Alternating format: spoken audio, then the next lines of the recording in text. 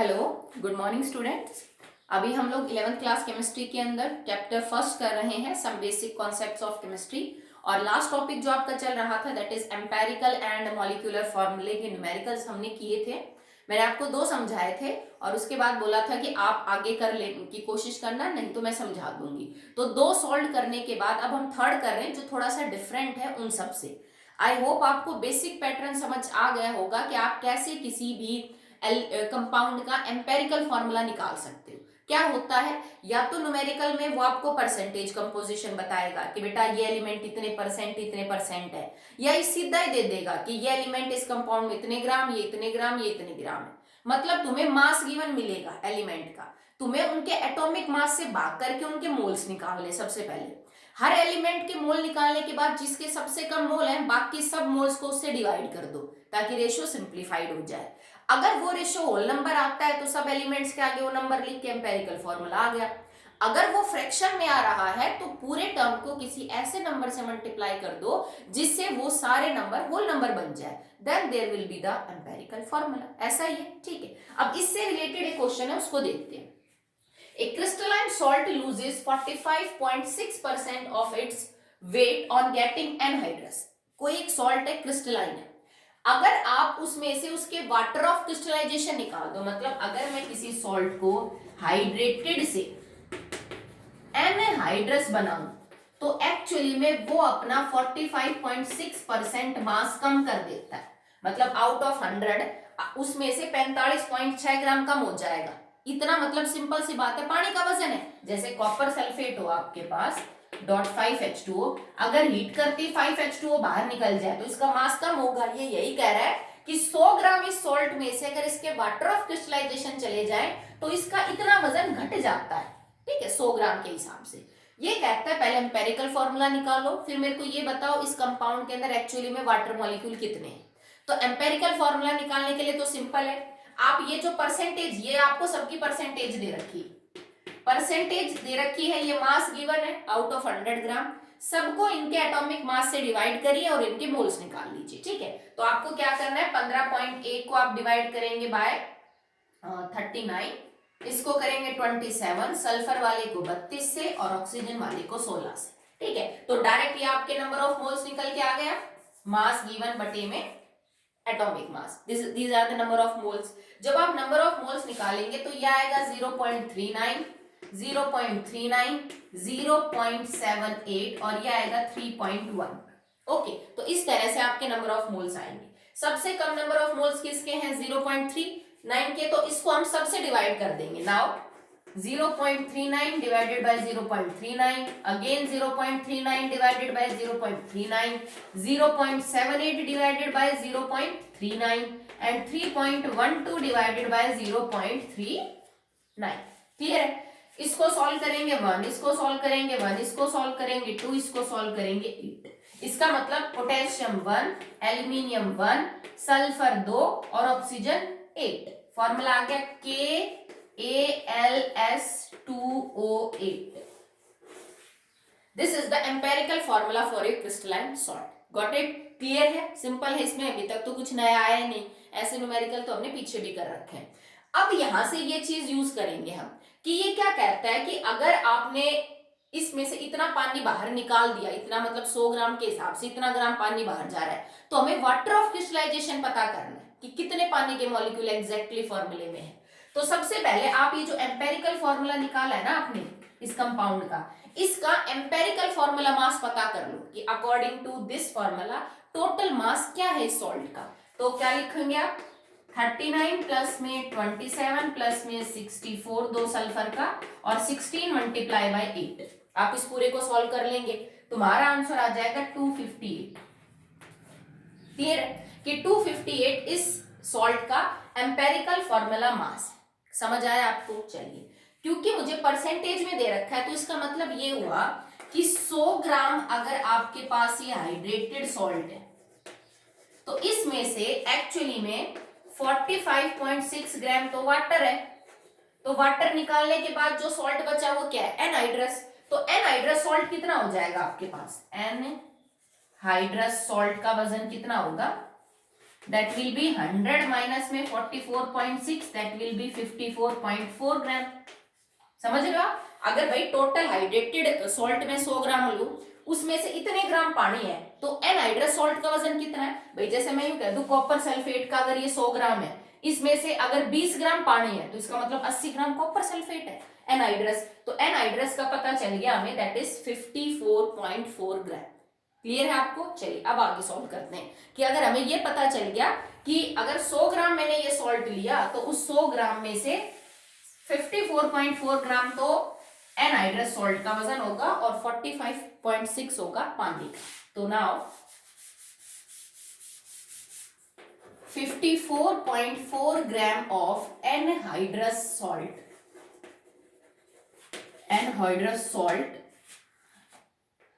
Is in 100 gram hydrated salt. ये चीज लिख सकते हैं कि 54.4 ग्राम एनहाइड्रस सॉल्ट मौजूद है 100 ग्राम हाइड्रेटेड सॉल्ट में। क्लियर है? सो 1 ग्राम एनहाइड्रस सॉल्ट के अंदर जो एक्चुअली में 1 ग्राम एनहाइड्रस सॉल्ट होगा वो कितने ग्राम हाइड्रेटेड सॉल्ट में मौजूद होगा? 100 बटे में 54.4।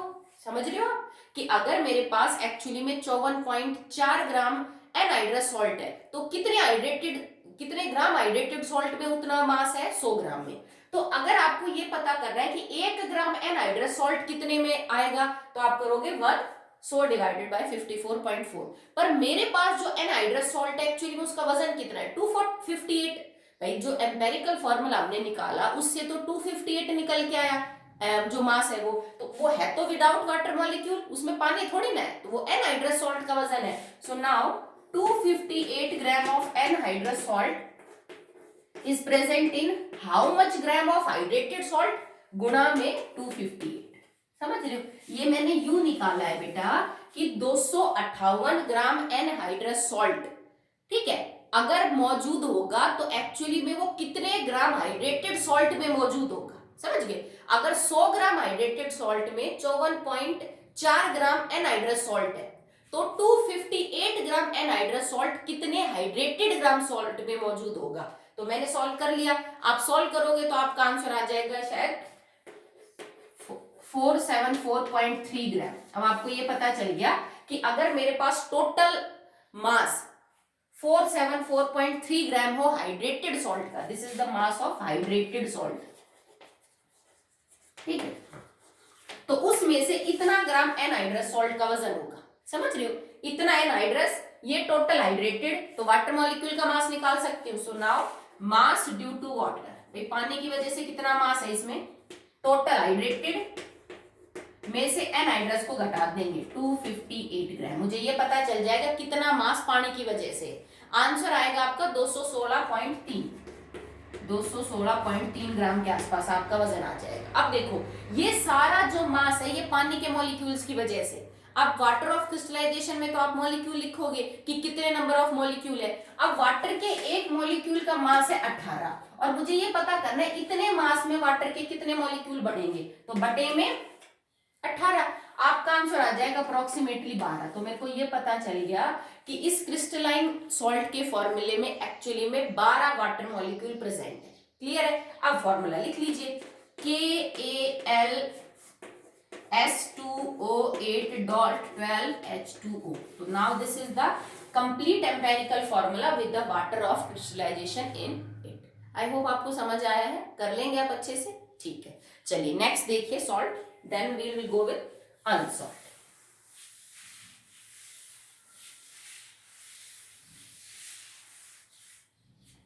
Next is the percentage composition of ferrous ammonium sulfate is ferrous ammonium sulfate. Ferrous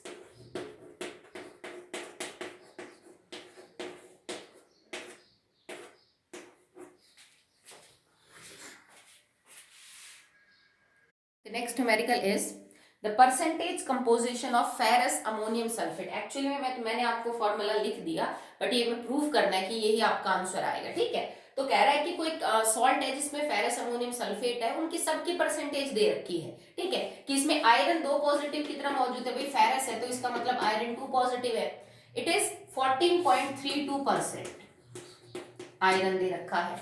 next आपको गिवन है 9.20 जो है that is ammonium ion, 9.20% is NH4 positive. Sulphate ion आपकी मौजूद है 49%, SO4 negative is 49% and water is present at 27.57, ठीक है, मतलब हाइड्रेटेड सॉल्ट है, पानी का दे रखा है ना, तो एक हाइड्रेटेड सॉल्ट है जिसमें वाटर इतने परसेंट, सल्फेट आयन इतने परसेंट, अमोनियम आयन इतने परसेंट और Fe2 पॉजिटिव इतने परसेंट है। इससे पहले जो न्यूमेरिकल हमने की उसमें हमने एलिमेंट की परसेंटेज पता करी थी, ठीक है, कोई बात नहीं, यहाँ पे आपको आयंस की दे रखी है, तो अब इनका जो है वो फॉर्मूले, इनका जो मॉलिक्यूलर मास है उससे भाग दे दो आप। जैसे परसेंटेज कंपोजिशन में हमने किसी कैटायन की परसेंटेज निकाली थी, किसी एनायन की निकाली थी, वाटर ऑफ क्रिस्टलाइजेशन की निकाली थी, किसी एलिमेंट की निकाली थी, तो यहाँ पे भी आपको ऐसा ही करना है। सबसे पहले आप इनके नंबर ऑफ मोल्स निकाल लो। अब देखो आयरन है, ठीक है, तो आप इसको क्या करोगे 14.32/52, इसका आ गया number of moles. NH4 positive का पहले आप अलग से निकाल लो क्या आएगा, एक नाइट्रोजन का 14, 14 और 4 18, तो 18 इसका, तो 9.20 डिवाइडेड बाय 80। अब देखो 16 चौक 64 और 64 में आप कितने ऐड कर लेंगे, दैट विल बी 3296, तो ये आएगा 49 डिवाइडेड बाय 96, 49 बटे में 96। इसका H2O का 18 हमें पता है, तो 27.57 बटे में 18, ये आपके सारे नंबर ऑफ मोल्स निकल के आ गए। और जब आपने इनको सॉल्व किया तो आपका आंसर पॉइंट्स में आएगा। Again I am telling you कि डेसिमल के बाद आप 3-4 डिजिट तक निकालिए अपना आंसर, अगर आप शॉर्ट करेंगे तो आपका फॉर्मूला कहीं ना कहीं गलत होगा, वो पॉइंट में जाके अटक जाएगा, तुम्हें सही नहीं लगेगा, तो इसको थोड़ा लंबा डिजिट तक सॉल्व करने की कोशिश करिए। तो ये आएगा 2557, ठीक है। नेक्स्ट को सॉल्व करेंगे, दैट विल बी 0.5111, इसके बाद आएगा 0.5104 और लास्ट आएगा 1.532। ये सबके नंबर ऑफ मोल्स आगे बिल्कुल भी होल नंबर नहीं लग रहे हैं, आपको किसी ना किसी नंबर के साथ इनको मल्टीप्लाई करना पड़ेगा आगे चल के। चलो देख लेते हैं, पर उससे पहले स्मॉलेस्ट नंबर ऑफ मोल्स हैं इनको डिवाइड करके देख लेते हैं, ठीक है। तो स्मॉलेस्ट नंबर ऑफ मोल्स क्या है इसमें बेटा, ये है, तो सबको इससे डिवाइड कर दो, 0.2557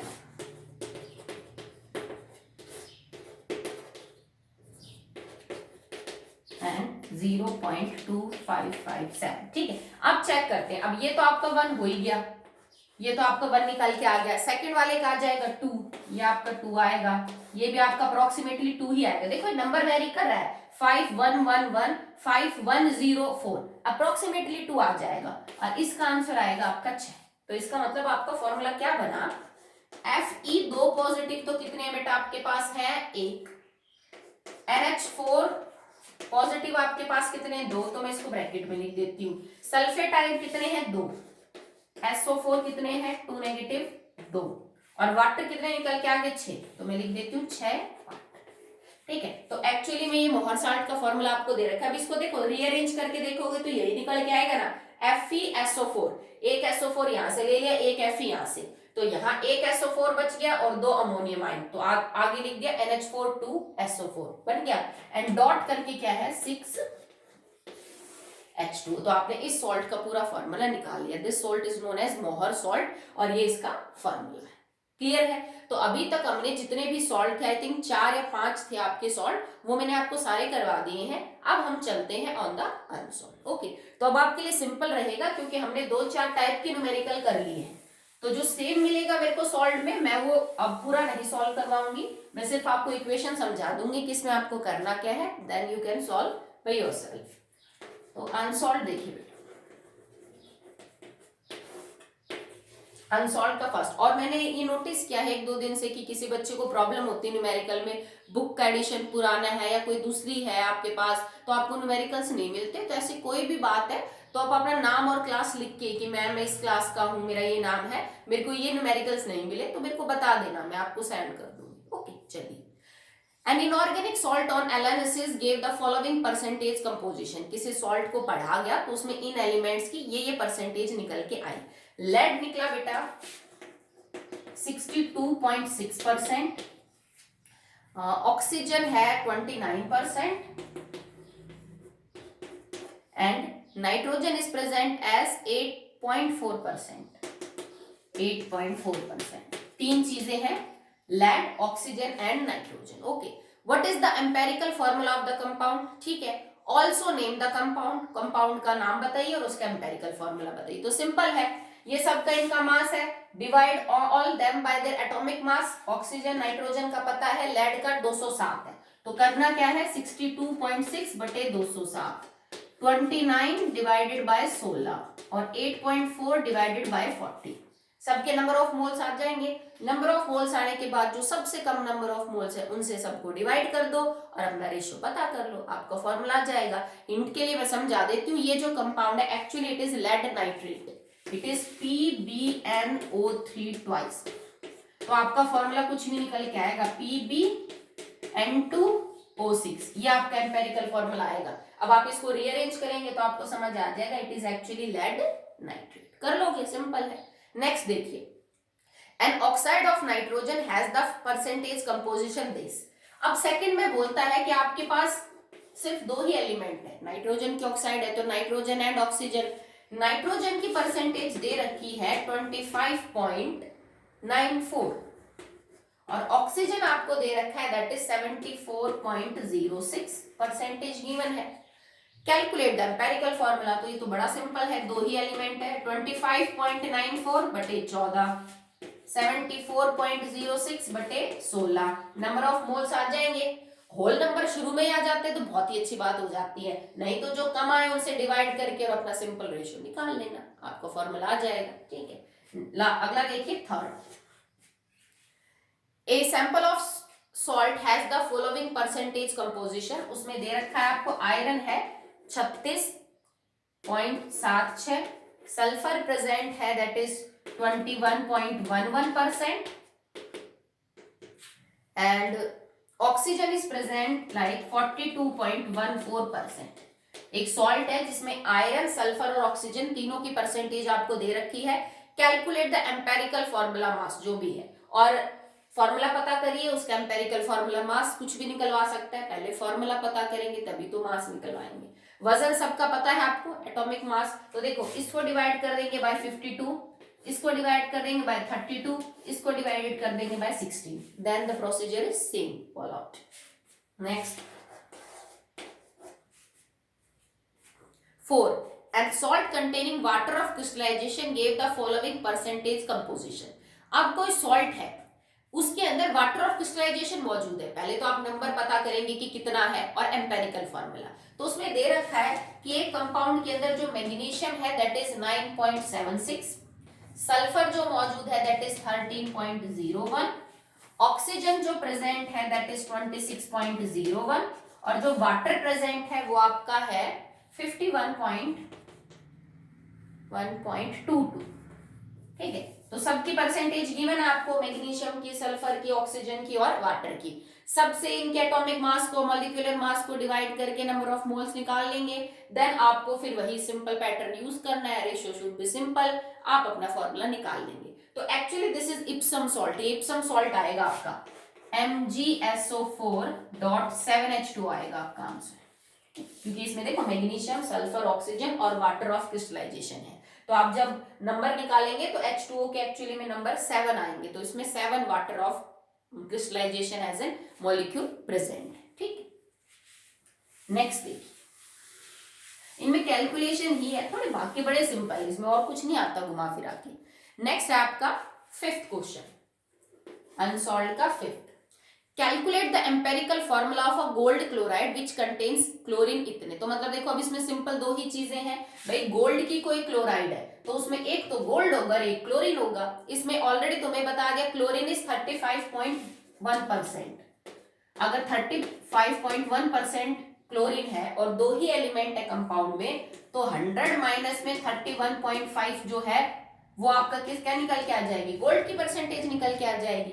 अब गोल्ड का परसेंटेज पता है, क्लोरीन का पता है, इसको क्लोरीन के एटॉमिक मास से, इसको गोल्ड के एटॉमिक मास से आप डिवाइड कर देना, ठीक है। मास वगैरह आपको सब गिवन मिलेंगे, जैसे गोल्ड का 197 है, क्लोरीन का 35.5 है, तो आप सॉल्व कर लेना, आ जाएगा आपका आंसर।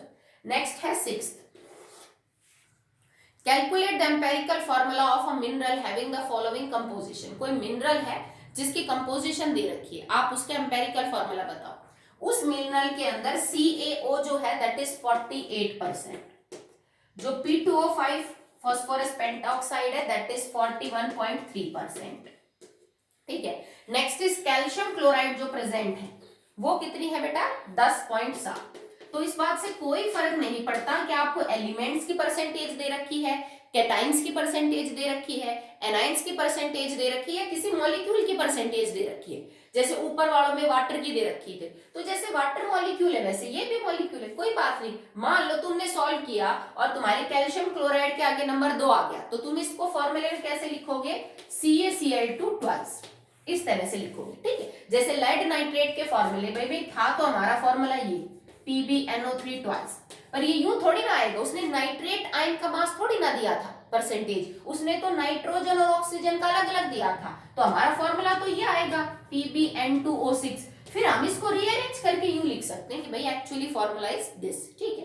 तो यहाँ पे भी कोई फर्क नहीं पड़ता, किसी मॉलिक्यूल की परसेंटेज दे रखी है कि एनाइन की, कैटाइन की या एलिमेंट की, आप वैसे ही करते चलो। अब देखो कैल्शियम ऑक्साइड की 48% है, तो इसको भाग दे दो इसके मॉलिक्यूलर मास से, कैल्शियम का कितना 40, एक ऑक्सीजन का कितना 16, तो आपने इसको डिवाइड करोगे आप 56 से।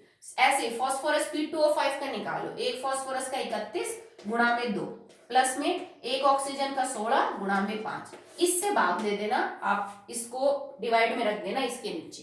कैल्शियम क्लोराइड, तो इसके नीचे क्या करोगे आप, एक कैल्शियम का 40 और प्लस में 35.5 मल्टीप्लाई बाय 2, बस वही नंबर ऑफ मोल्स, वैसे ही आपको सॉल्व करना है, कर लोगे, ठीक है। चलिए नेक्स्ट देखिए। Next numericals are also based upon this formula, that is empirical and molecular, but अब तक हमने empirical formula निकाला था, अब जो हम निकालेंगे that will be the molecular formula। अब empirical formula पहले निकालना ही पड़ेगा आपको, उसके बाद molecular formula आप कैसे निकाल सकते हो, तो what is the relationship, molecular formula is equal to n multiply by empirical formula।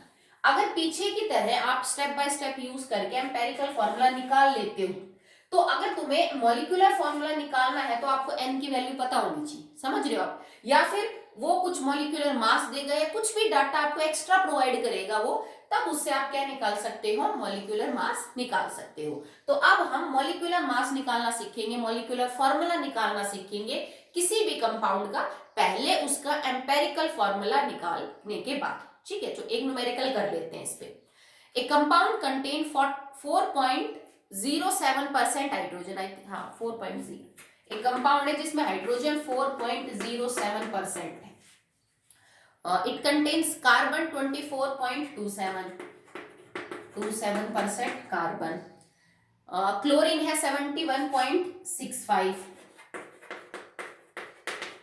ये ठीक है। चलिए इतना ही है, 3 एलिमेंट मौजूद है, हाइड्रोजन, कार्बन एंड क्लोरीन, सबकी परसेंटेज आपको गिवन है। आगे क्या कहता है, the molecular mass of the compound is, आपको मॉलिक्यूलर मास दे दिया उसने 98.96 ग्राम, कि जो कंपाउंड आपके पास है ना एक्चुअली में उसके मॉलिक्यूलर फॉर्मूले के हिसाब से उसका जो वजन है दैट इज 98.96 ग्राम। आपको निकालना क्या है, empirical formula and molecular formula. कैसे सॉल्व करेंगे, वही कॉन्सेप्ट यूज करके सबसे पहले एम्पेरिकल फॉर्मूला पता करेंगे। हाइड्रोजन के number of moles 4.07 divided by 2, carbon के number of moles 24.27 divided by 12, chlorine के मोल्स 71.65 डिवाइडेड बाय 35.5। सबके नंबर ऑफ मोल्स निकालने सबसे पहले आपको वो क्या आएंगे आपके, comes out to be, इनको सॉल्व करने के बाद इट इज 2.20 हाइड्रोजन के लिए, it is 4.0 sorry it is for carbon 2.02 4.07 and for chlorine it is also 2.02, ठीक है, सॉल्व कर लेंगे, डिवाइड करके आपका आंसर ये आएगा। सिंपल तो नहीं आ रहा तो मैं इनको सबसे छोटी जो टर्म है दैट इज 2.02 उससे सबको डिवाइड कर दूंगी। तो 2.02 divided by 2.02 and again divided by 2.02, तो it comes out to be 1 1 और ये अप्रोक्सीमेटली जो है बेटा आपको 2 के बराबर आ जाएगा। ठीक है, सो दैट विल बी 2। तो एम्पेरिकल फॉर्मूला क्या बन गया, कार्बन तो आपका है 1, हाइड्रोजन आपके हैं 2 और क्लोरीन आपका है 1, मतलब फॉर्मूला कुछ ये है CH2Cl।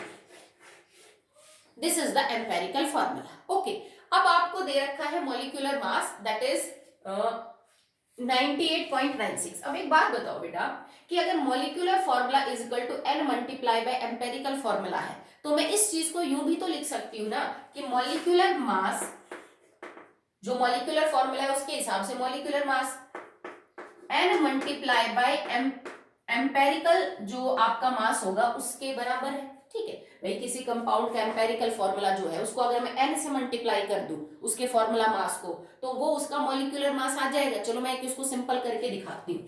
जैसे H2O2 का अगर मैं मॉलिक्यूलर मास निकालूं तो कितना हो गया बेटा, देखो एक हाइड्रोजन का 2 तो 2 का 4, 2 ऑक्सीजन का कितना हो गया 16 दूनी 32, 32 के अंदर आप कितने ऐड कर देंगे दैट विल बी 4, आपका आंसर आ गया 36। भाई H2O2 का जो मॉलिक्यूलर मास है वो 36 है, पर इसका जो एम्पेरिकल फॉर्मूला होगा वो क्या आएगा, होगा OH या HO।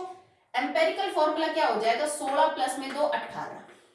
पर अगर आप इसमें चेक करो तो हमने कौन सा नंबर कॉमन लिया है 2, तो इसका मतलब n की वैल्यू यहाँ पे क्या है 2। तो अब आप इसको सॉल्व करो, इसका मॉलिक्यूलर मास 36, n की वैल्यू 2 और इसका एम्पेरिकल मास 18, तो वही आंसर है 18 दूनी 36, सेम है। तो मैं मॉलिक्यूलर फॉर्मूले की जगह molecular mass of the compound और एम्पेरिकल फॉर्मूले की जगह empirical mass of the compound लिख सकती हूँ। ठीक है, अब तुमने एम्पेरिकल फॉर्मूला पता कर लिया कंपाउंड का, अब इसका मास पता कर लेते हैं। 12 प्लस में एक हाइड्रोजन का 2, 1 सेकेंड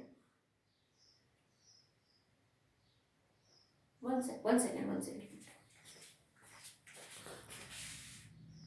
सॉरी बेटा, मैंने हाइड्रोजन का गलत लिख दिया यहाँ पे, so sorry, it is not like 2, C हो जाएगा 32 और 2 34, sorry, and now it comes out to be 17, so that will be 34 and 70।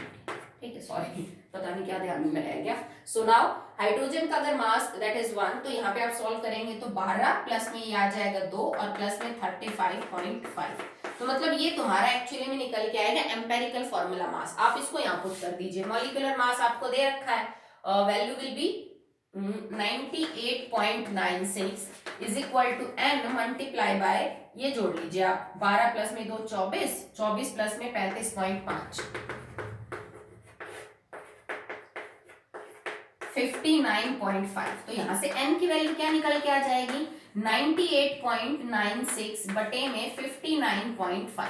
आप इसको सॉल्व करेंगे तो आपको n की वैल्यू पता चल जाएगी and approximately I think it is, ये आपकी शायद निकल के आएगी मे बी, 1 सेकेंड, हमने शायद कुछ no, it is not multiply by, it is plus, 12 plus 2 14 होगा आपका, नॉट 24, तो 49 आएगा पहले। ठीक है, तो ये आएगा, तो आप इसको एग्जैक्टली सॉल्व करोगे तो आपका आंसर आएगा 2। इसका मतलब n की वैल्यू यहाँ पे 2 है, तो अगर n की वैल्यू आप 2 पुट करोगे तो देखो इसको 2 से मल्टीप्लाई कर दो तो आपका मॉलिक्यूलर मास क्या आ गया C2H4 और Cl2।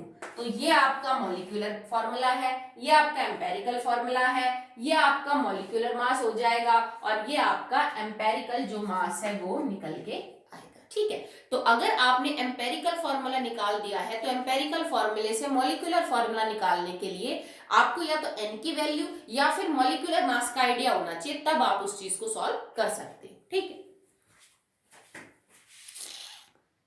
अब जो अगला न्यूमेरिकल है वो सॉल्व है तो वो आप कर लीजिएगा, मैंने एक आपको सॉल्व समझा दिया, तो अब मैं सीधा अनसॉल्व करवाती हूँ। नाउ द अनसॉल्व न्यूमेरिकल जिसके अंदर आपको मॉलिक्यूलर फॉर्मूला वगैरह निकालना है। So first is a crystalline salt when heat is become anhydrous, तो मतलब किसी हाइड्रेटेड सॉल्ट को हमने गर्म किया और उसने अपने अंदर से पानी का लॉस कर दिया। कितना लॉस किया 51.2%। ये देखो मैंने जो एक आपको पहला क्वेश्चन करवाया था उस जैसा ही है कि गर्म करने पे किसी सॉल्ट ने अपने अंदर से 51.2% मास लॉस कर दिया पानी की फॉर्म में, okay, of its weight. The anhydrous salt on analysis give the following percentage composition. उस सॉल्ट के अंदर एलिमेंट्स की कंपोजिशन ये है, मैग्नीशियम है 20%, next sulphur is present like 26.66% और ऑक्सीजन इज प्रेजेंट लाइक 53.33%. उस सॉल्ट के अंदर 3 एलिमेंट्स की परसेंटेज कंपोजिशन ये दे रखी है आपको. Calculate the molecular formula of anhydrous salt. Molecular mass of anhydrous salt is 120. So molecular mass of anhydrous salt is 120. ये बिल्कुल वैसे ही करना है जैसे मैंने आपको फर्स्ट न्यूमेरिकल करवाया था इस वीडियो में. तुम्हें ये पता चला कि पानी की वजह से 100 ग्राम सॉल्ट में वजन इतना है, तो एनहाइड्रस सॉल्ट का वजन कितना बच गया? एनहाइड्रस सॉल्ट का वजन है 100 माइनस में 51.2, निकल के आ जाएगा. ठीक है, अब आपको परसेंटेज कंपोजिशन देख के सबसे पहले एम्पेरिकल फॉर्मूला निकालना है. एम्पेरिकल फॉर्मूले से एम्पेरिकल मास निकालना है. फिर उससे ये पता करना है कि अगर 100 ग्राम में इतना एनहाइड्रस सॉल्ट मौजूद है, ठीक है, तो जो आप निकालोगे उसमें कितना होगा, उससे आप आराम से निकाल लोगे. एम्पेरिकल मास, एम्पेरिकल फॉर्मूला वगैरह सब निकल जाएगा. फिर आपको मॉलिक्यूलर मास निकालने के लिए एनहाइड्रस सॉल्ट का क्या दे रखा है? उसका मास दे रखा है. ठीक है, सबसे पहले तो आप इसको सॉल्व करिए.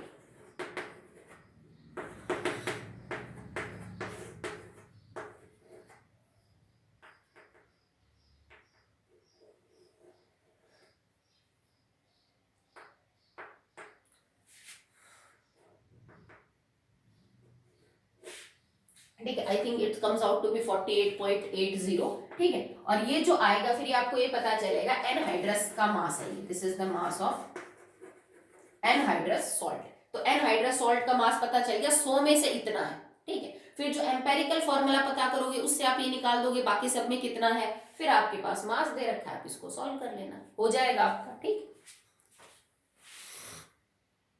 Solve this 3 numericals are actually same. तो मैं जैसे डाटा मैंने लिख दिया, बाकी मैं समझा देती हूँ आपको. सिंपल है, कोई सॉल्ट है, कोई कंपाउंड है जिसमें कार्बन इतने परसेंट है, हाइड्रोजन इतने परसेंट है, और लिख रखा है कि उसमें ऑक्सीजन भी प्रेजेंट है पर बताया नहीं कितने परसेंट है. तो बेटा अगर 3 ही एलिमेंट है, कार्बन, हाइड्रोजन और ऑक्सीजन, कार्बन और हाइड्रोजन की दे रखी है, तो दोनों की जोड़ के 100 में से घटा देंगे, ऑक्सीजन की परसेंटेज आएगी. तो ऑक्सीजन की परसेंटेज क्या हो जाएगी?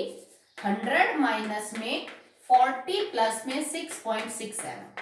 तो तुम्हें ऑक्सीजन की परसेंटेज पता चली. नंबर ऑफ मोल्स निकालोगे, इसके इसके इसके सबके एटॉमिक मास से डिवाइड करके एम्पेरिकल फॉर्मूला निकाल लोगे. ठीक है, उसके बाद इस कंपाउंड का मॉलिक्यूलर फॉर्मूला तुम्हें दे रखा है. क्या रिलेशनशिप यूज करोगे? Molecular formula 180 is equal to n multiply by empirical formula निकाल के उसका मास पुट कर दोगे वहां पे जो भी है. बस आपको n की वैल्यू सॉल्व करनी है. मान लो तुम्हारी n की वैल्यू 2, 4, 5 जो भी आती है, तो एम्पेरिकल फॉर्मूले के बाहर वो वैल्यू मल्टीप्लाई करके और आंसर निकाल देना, हो जाएगा. सेम ये न्यूमेरिकल है. पोटेशियम इतने परसेंट, क्लोरीन इतने परसेंट, ऑक्सीजन इतने परसेंट, ऐसा करके एम्पेरिकल फॉर्मूला निकल जाएगा. फिर तुम्हें मॉलिक्यूलर मास दे रखा है कंपाउंड का, तो मॉलिक्यूलर मास की जगह ये लिखोगे 122.5 n multiply by empirical formula का जो मास है वो, उससे तुम n की वैल्यू पता कर लोगे. फिर जो एम्पेरिकल फॉर्मूला आएगा उसको n की वैल्यू से मल्टीप्लाई करके उसका एग्जैक्ट फॉर्मूला निकाल लोगे कि मॉलिक्यूलर फॉर्मूला क्या बनेगा. ठीक है, थर्ड न्यूमेरिकल भी बिल्कुल इसी तरह है. आपको पोटेशियम की परसेंटेज, कार्बन की परसेंटेज, आयरन की परसेंटेज और नाइट्रोजन की परसेंटेज गिवन है. Molecular mass of the compound given है. सेम एम्पेरिकल फॉर्मूला निकालो, उसके बाद मॉलिक्यूलर मास और एम्पेरिकल फॉर्मूला मास यूज करके n की वैल्यू निकालो. जो n की वैल्यू निकल के आएगी उसको एम्पेरिकल फॉर्मूला के साथ मल्टीप्लाई करो, n की जो भी वैल्यू है वो तुम्हारा मॉलिक्यूलर फॉर्मूला निकल के आ जाएगा. ठीक है, तो ये 3 न्यूमेरिकल तो एक जैसे थे, तो मैंने इनको बहुत ज्यादा डिटेल में नहीं करवाया. सिंपल है, आप आराम से कर सकते हो. ओके, अब चलिए एक न्यूमेरिकल जिसमें कुछ थोड़ा सा अलग पूछ रखा है.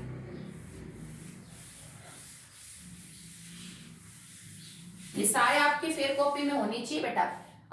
नेक्स्ट वीक में मैं कभी भी आपसे नोटबुक चेकिंग के लिए बोल सकती हूँ. इस वीक हमने 12th की चेक की थी, सो अगली वीक में आपकी नोटबुक चेक होंगी, तो आप टाइम टू टाइम उनको कंप्लीट करके रखिएगा. और न्यूमेरिकल्स में पर्सनली काउंट करूंगी कि किसी बच्चे ने कितने अटेम्प्ट कर रखे हैं। ये नहीं मैंने 10 करवाए तो अपनी कॉपी में 5 कर ली। एंड कॉपी पेस्ट बिल्कुल भी नहीं करना है किसी भी बच्चे से, वो पता चल जाएगा। सब मेरे पास कॉपी सेंड करेंगे ना तो मुझे पता चल जाएगा किस बच्चे ने कॉपी किया है। तो खुद का सॉल्व करिए। और एक और बात, कैलकुलेशन हमेशा फेयर कॉपी में करें। ये नहीं कि फेयर कॉपी में बिल्कुल नीट एंड क्लीन काम कर रखा और कैलकुलेशन रफ पेज पे कर ली। आप अपनी फेयर कॉपी के साइड में एक लाइन खींचिए, ठीक है, और जो भी कैलकुलेशन न्यूमेरिकल की वो यहाँ पे करिए। ये नहीं कि वो बाहर कर रहे हो किसी रफ पेज पे और यहाँ साफ साफ इक्वेशन बना रहे हो। नहीं बेटा, कोई दिक्कत नहीं है, साइड में लाइन खींच के यही कैलकुलेशन करो, ठीक है। कैलकुलेशन से कॉपी खराब नहीं होती, उससे तो पता चलता है बच्चे ने खुद हाथ से किया है, किसी से कॉपी पेस्ट नहीं किया। ओके, नेक्स्ट देखिए।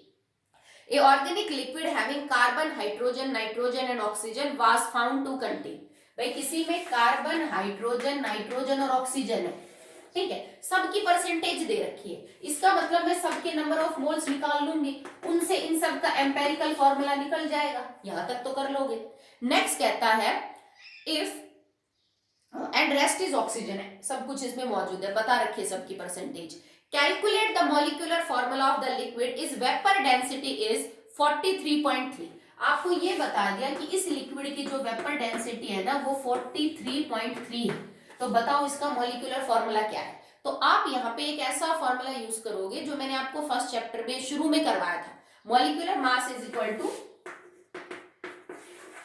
मॉलिक्यूलर मास में और वेपर डेंसिटी के अंदर जो हमारा रिलेशनशिप होता है आप वो यहाँ पे यूज करोगे, और वो हमने आपको डिराइव भी करवाया था, ठीक है। Molecular mass is equal to 2 multiply by vapour density. तो वेपर डेंसिटी को 2 से गुणा करके 43.3 को 2 से मैं एक्चुअली में मॉलिक्यूलर मास निकाल लूंगी, बाकी तो सेम ही है। एम्पेरिकल फॉर्मूला से एम्पेरिकल मास निकल गया, यहाँ से मॉलिक्यूलर मास पता चल गया, एन की वैल्यू पता करो, उसको मल्टीप्लाई करो एम्पेरिकल फॉर्मूले से, आपका कंपाउंड आ गया। तो इसमें एक इसने छोटी सी चीज जो है वो आपसे यूज करवा ली, आप उसको यूज करके और आपका मॉलिक्यूलर मास जो है वो पता कर सकते हो, ठीक है। नेक्स्ट देखिए इसमें,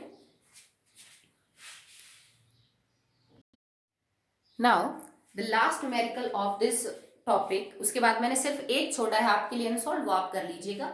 क्या कहता है बेटा कि अगर आपने 1.615 gram of anhydrous zinc sulphate को मॉइस्ट एयर में रखा, मतलब सिर्फ ZnSO4 है, पानी के मॉलिक्यूल नहीं है, उसको हमने नमी वाली हवा में रखा, तो कुछ दिन बाद उसका वजन बढ़ के ये हो गया, मतलब उसने पानी एब्जॉर्ब कर लिया।